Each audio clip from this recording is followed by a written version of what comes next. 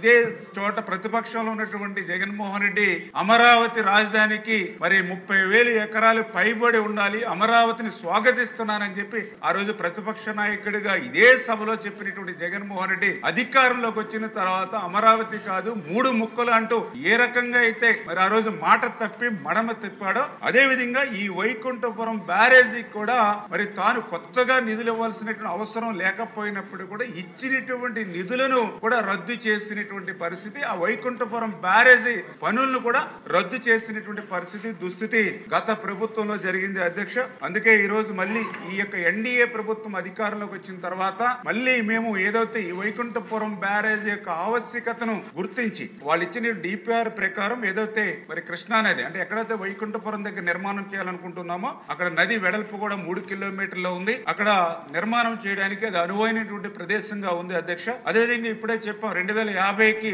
అమరావతి 35 లక్షల జనాభా చేరుకునే అవకాశం ఉంది కాబట్టి ఆ డ్రింకింగ్ పర్పస్ కూడా దీని యొక్క అవసరం ఉందనేది రెండవది. ఇంకా మూడవది ఇంపార్టెంట్ ఏంటంటే ఏదైతే నాగార్జున సాగర్ పులిచింతల నుంచి వచ్చేటువంటి వరద నీరే కాకుండా ఈ పులిచింతలకి ఈ ప్రకాశం బ్యారేజీకి మధ్యన ఏదైతే మున్నేరు పాలేరు అండ్ కట్టలేరు వరద ఏదైతే నీరు వస్తుందో ఆ నీరు వృధాగా ప్రకాశం బ్యారేజీ నుంచి సముద్రంలోకి పోతూ ఉంది అధ్యక్ష. మొన్న కూడా మనం చూసాం ప్రకాశం బ్యారేజీ దగ్గర 800 టీఎంసీ నీరు ఈ సంవత్సరం వృధాగా పోయింది. అటువంటి నీటిని ఒడిసిపెట్టేటువంటి విధంగా ఈ వైకుంఠపురం బ్యారేజీ నిర్మాణం అవసరమని